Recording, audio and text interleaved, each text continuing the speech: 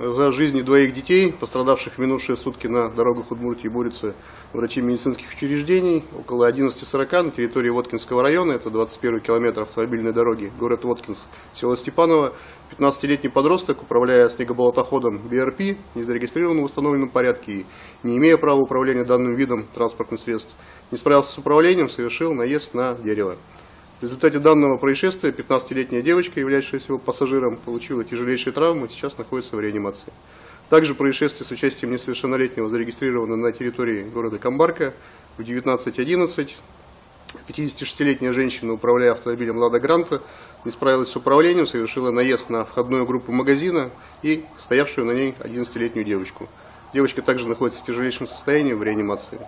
Родителям необходимо напомнить, что они несут полную ответственность за воспитание, обучение своих детей и, конечно же, исключение фактов управления этими детьми транспортными средствами.